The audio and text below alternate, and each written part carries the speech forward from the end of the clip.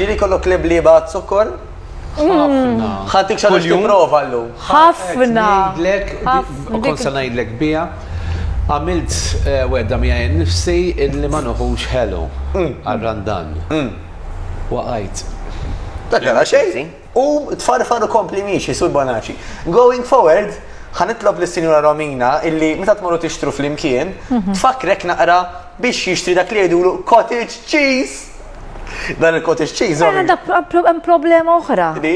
Cottage cheese. You don't like cottage cheese? Kompli, mal-xiex. Yes, mela, fih amino acid jgħidulu dan. Magħruf bħala glutamin, il-glutamina. Ma dik hija lactose.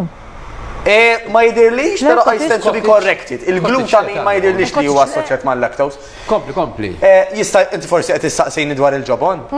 Il-ġobon jista' jkun. Anyway, mela.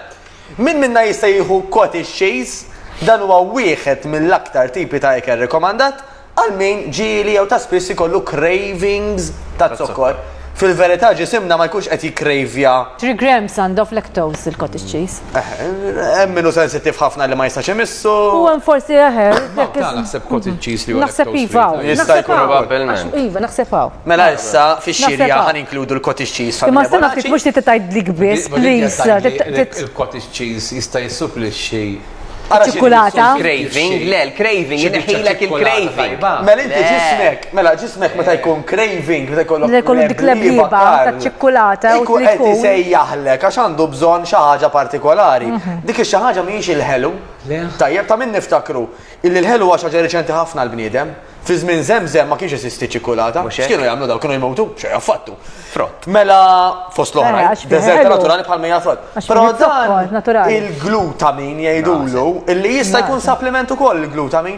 Ġifieri fuq parita tabib u anke pharmacist nistgħu ngħidu anke trap li ħaltuh mal-ilma. Però insibuh f'ammonti iżgħar dak li jgħidulu il-cottage cheese. Jgħid illi biex nifhem sew. Inti qed tgħid illi hemm xi ħaġa fit-zokkor li lilek iġġielek illi inti tersaq lejn it-zokkor. Apparti li hija addictive, apparti li tik ċertu feel good for hormones. Interessanti hija di illi jisibu li pereżempju ħafna junk food jgħinna biex aħna nakkumulaw iktar stress. Mela jekk jien diġà stressjat ħafna, ħadd ċertu comfort food jismu miegħu. U bekk nassorbi niflaħ għal aktar stress. Allura mhix xi ħaġa illi hija